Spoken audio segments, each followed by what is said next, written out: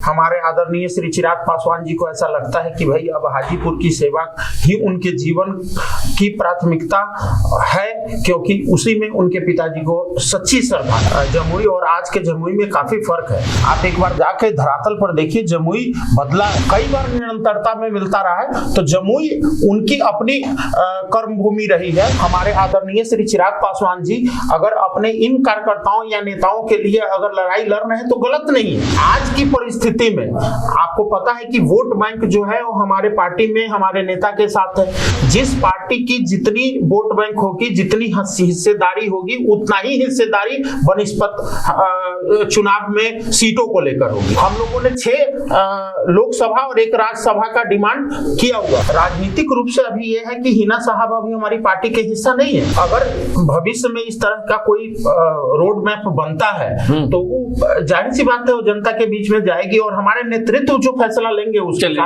नेतृत्व फैसला लेगा। नमस्कार, मेरा नाम अनूप नारायण सिंह है और आप बिहार टॉक के डिजिटल प्लेटफॉर्म को देख रहे हैं। आज हमारे स्टूडियो में खास मेहमान हैं लोजपा रामविलास के प्रदेश महासचिव और मुजफ्फरपुर जिले के प्रभारी रंजन कुमार सिंह।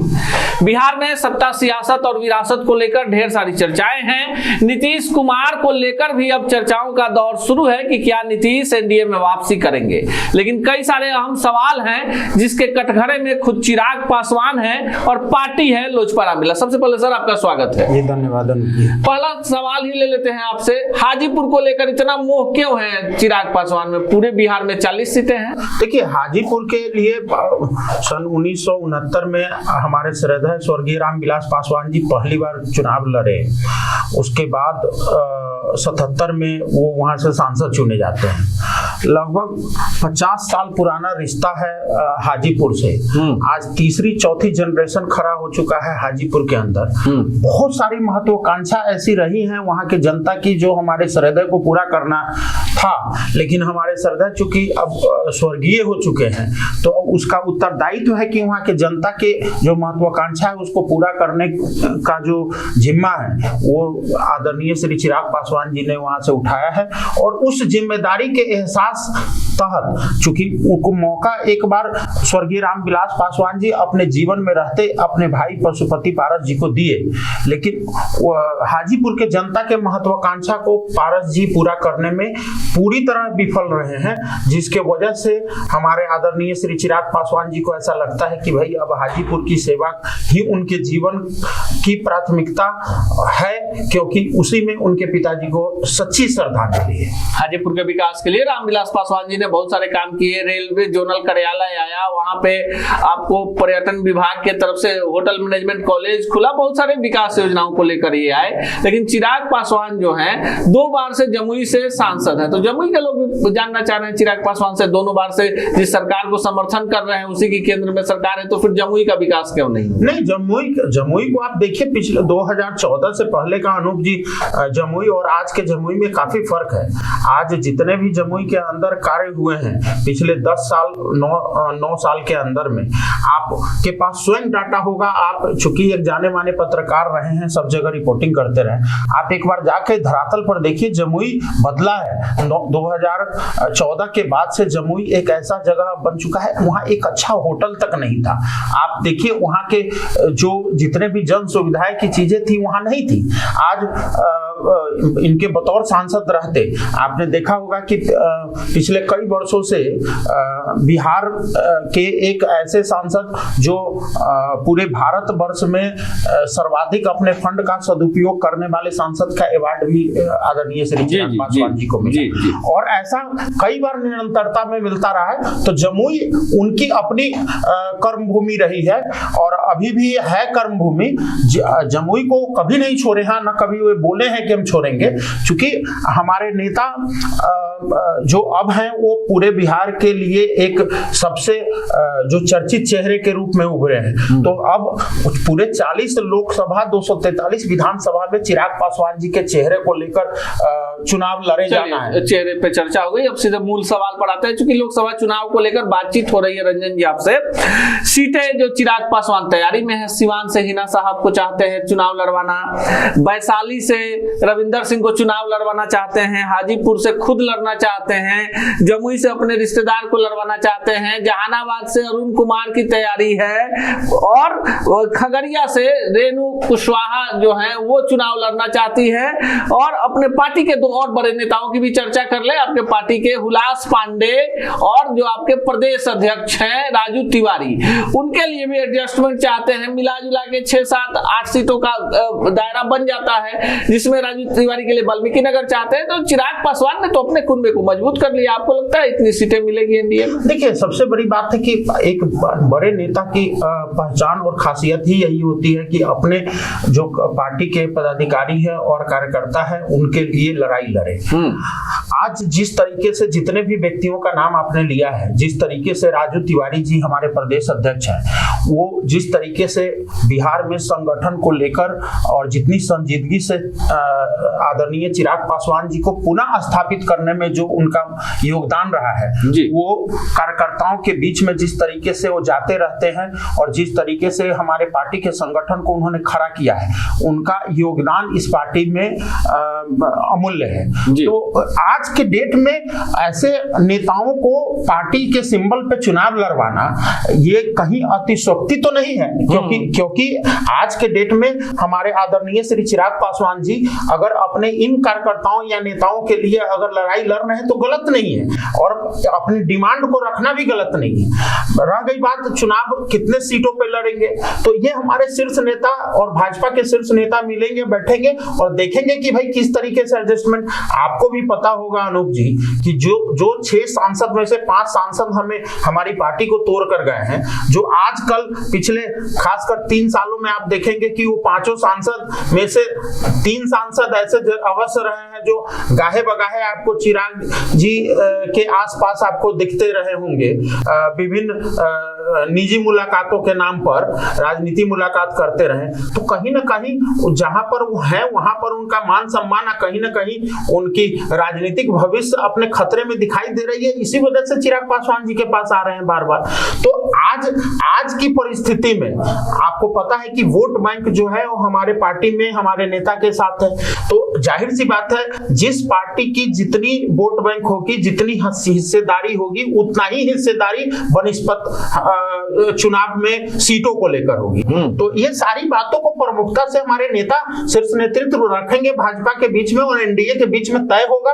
हम लोगों ने 6 लोकसभा और 1 राज्यसभा का डिमांड किया हुआ है, और जो हमारी कोई ऐसा नहीं है कि हमने बढ़ चढ़ कर लिया है। हम हमारी पार्टी और हमारे नेता 6 वो लोकसभा, हम किसी पर्टिकुलर लोकसभा की बात हम नहीं कर रहे हैं, लेकिन हाँ, हमारे नेताओं को एडजस्ट करने के लिए जो भी लोकसभा का आप नाम लिए हैं, चाहे हमारे प्रदेश अध्यक्ष। चलिए हम आ जाते हैं, जो 6 सीटों की बात हो रही है उसमें सबसे प्रमुख सीट है हाजीपुर जो सुरक्षित है, उसके बाद दूसरी सीट है जमुई जो सुरक्षित है, तीसरी सीट है जहानाबाद, चौथी सीट है नवादा, 5वीं सीट है खगड़िया और 6ठी सीट है वैशाली। लेकिन इससे अलग भी थोड़ी सी चर्चा कर ले, सिवान। देखिए सिवान में एनडीए के सामने बड़ा है कि भाजपा से कई सारे दावेदार हैं, मंगल पांडे लड़ना चाहते हैं, ओम प्रकाश यादव लड़ना चाहते हैं, साथ ही साथ घटक दलों का भी वहां पर नजर है।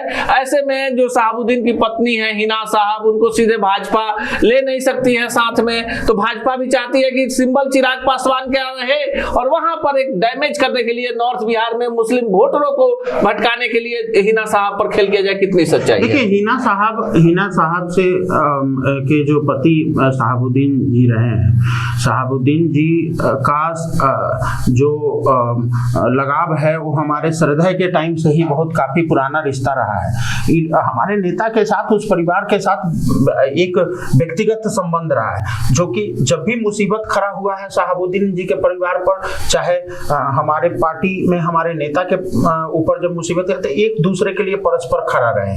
राजनीतिक रूप से अभी ये है कि हिना साहब अभी हमारी पार्टी के हिस्सा नहीं है, तो आज के डेट में हम लोग ये नहीं कह रहे हैं कि भाई हम लोग सिवान से चुनाव उनको लड़वाएंगे या नहीं लड़वाएंगे। ऐसी चर्चा चूंकि हमारी पार्टी में तो है ही नहीं, तो इसलिए ऐसे चर्चा को लेकर ये मीडिया में चाहे अदर के कहीं पर हो रहा हो, लेकिन संगठनात्मक रूप से हम लोगों ने अगर भविष्य में इस तरह का कोई रोड मैप बनता है तो वो जाहिर सी बात है वो जनता के बीच में जाएगी और हमारे नेतृत्व जो फैसला लेंगे उसके नेतृत्व फैसला लेगा। एक सांसद एक सीट, बिहार विधानसभा 2020 में एक विधायक जो जदयू की तरफ चला जाता है, एक सांसद, फिर चिराग पर इतने आरोप, चिराग पर इतने निशाने, जितने भी चाचा है, चाचा का मतलब आप पशुपति पारस भी समझ सकते हैं और नीतीश कुमार भी समझ सकते हैं, तो फिर ये चाचा लोगों के नजर में भतीजा ही क्यों निशाने पे रहता है राजनीति? क्योंकि जाहिर सी बात है राजनीति में जो मजबूत व्यक्ति होता है उसी के ऊपर निशाना साधा जाता है, कमजोर को कोई पूछता नहीं है। कहीं ना कहीं 2020 के विधानसभा चुनाव में जिस तरीके का हमारी पार्टी और हमारे नेता ने जिस तरीके का एक संदेश बिहार की राजनीति में पेश करने का काम किया, उसमें कहीं ना कहीं इस बात को लेकर चर्चा जरूर शुरू हो गई कि हमारे नेता और हमारे पार्टी में इतना जरूर शक्ति है कि हम लोग किसी भी दल के लिए मतलब किसी भी दल के लिए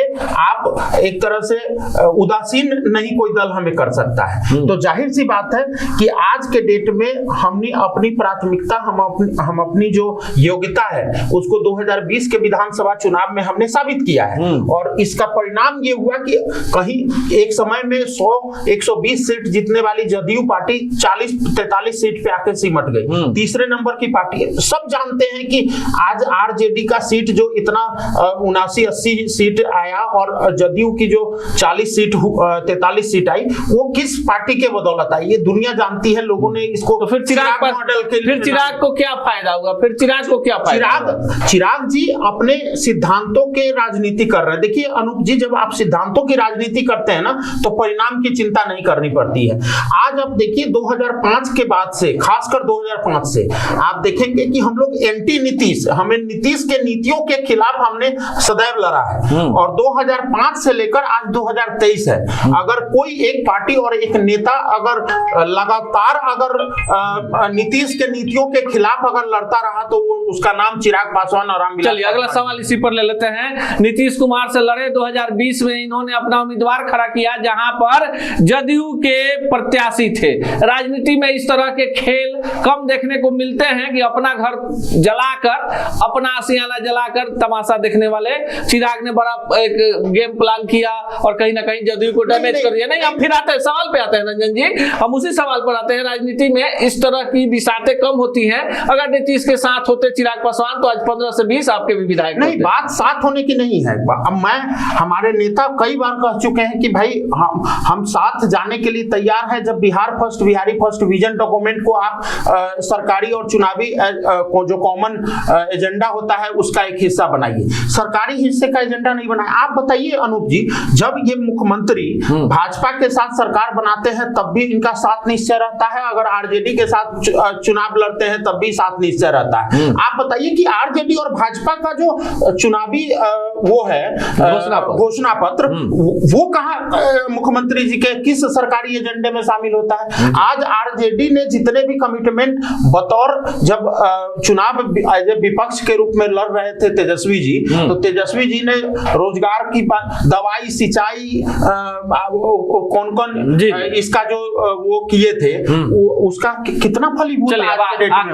आखिरी सवाल ले लेते हैं, क्योंकि देखिए चुनावी समर है और ऐसे में हम तमाम उन लोगों से बात करेंगे जो अपने पार्टी के प्रमुख स्वर हैं, जो अपने पार्टी का पक्ष रखते हैं। रंजन जी, तमाम आपकी बातों को मान लेते हैं। चिराग पासवान के पास खोने के लिए कुछ नहीं है, पाने के लिए बहुत कुछ है, प्रयोगवादी है, युवा है, बिहार फर्स्ट, बिहारी फर्स्ट की बात करते हैं। नीतीश जी एनडीए में आ जाते हैं तब चिराग पासवान। देखिए मैं दो बात आपने इसमें पूछा है, एक तो खोने पाने की बात है। हमारे नेता कभी ना खोने या कभी पाने में विश्वास रखे, क्योंकि हमारे नेता जब भी लड़ाई लड़े वो बिहार की अस्मिता की लड़ाई लड़ रहे हैं। आज बिहार में शिक्षा, स्वास्थ्य, पलायन और बेरोजगारी, उसकी लड़ाई लड़ रहे हैं। तो इसमें खोने पाने जैसी कुछ है नहीं, अपनी कोई महत्वाकांक्षा नहीं है। इनको मुख्यमंत्री, मंत्री और विधायक और सांसद बन के नहीं बात है। आज जितने भी आंदोलनकारी हुए, चाहे जेपी जी हुए, चाहे भाजपा में पंडित दीनदयाल उपाध्याय जी हुए, चाहे जितने भी यहाँ पर आंदोलनकारी बिहार के और देश के अंदर रहा, वो कभी किसी सदन के मेंबर नहीं रहे। तो कहीं सदन में मेंबरशिप रहना और आंदोलन करना किसी नीतियों, सरकार के नीतियों के खिलाफ दो अलग अलग। चलिए आपकी बातों को मान लेते हैं। मूल सवाल है नीतीश आते हैं तब चिराग पासवान, नीतीश जी के विरोध में हम लोग हैं, नीतीश जी के विरोध में भी हम लोग रहेंगे, ये तय है। अब बात है कि विरोध में रहेंगे, तो अब अगर वापसी उनकी होती है तो सबसे पहले तो अभी तक कोई ऑफिशियल ऐसी सूचना नहीं है जिससे एनडीए में उनकी वापसी हो रही है, लेकिन अगर वापसी होती है तो हमारे बसपति पर स्वागत कर रहे हैं। नहीं, सारे लोग स्वागत करेंगे, लेकिन हमारे नेता स्वागत नहीं कर सकते हैं। हमारे नेता इसलिए नहीं स्वागत कर सकते हैं क्योंकि एनडीए में बार बार आकर वो एनडीए को छलने का काम किया है। ऐसा कोई सगा नहीं जिसको नीतीश जी ने ठगा नहीं। नीतीश जी किसी भी पार्टी और किसी भी ऐसे व्यक्ति को ऐसा नहीं है जी जहां पर अपनी महत्वाकांक्षा को हावी करके सामने वाले के अस्तित्व को खत्म करने का काम नहीं किया है।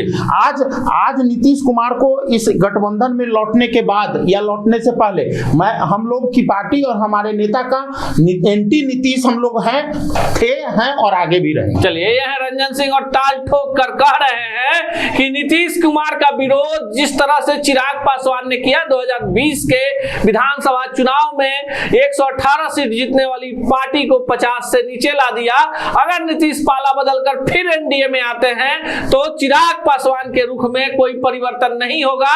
लेकिन बिहार फर्स्ट, बिहारी फर्स्ट को लेकर नरेंद्र मोदी के नेतृत्व में जिस तरह से बिहार में चिराग पासवान एक बड़ी राजनीतिक ताकत बनने के संघर्ष में लगे हुए हैं, ऐसे में एक बड़ा कमाल बिहार की राजनीति में 2024 और 2025 में देखने को मिलेंगे इसी चैनल पर, इसी कार्यक्रम में ऐसे ही तल्ख सवालों के साथ किसी अन्य शख्सियत से। तब तक के लिए दीजिए विदा, नमस्कार। ऐसे ही खबरों के लिए जुड़े रहे बिहार टॉक से। यूट्यूब पर लाइक और सब्सक्राइब करें, बेल आइकन जरूर दबाएं। फेसबुक, ट्विटर और इंस्टा पर फॉलो करें।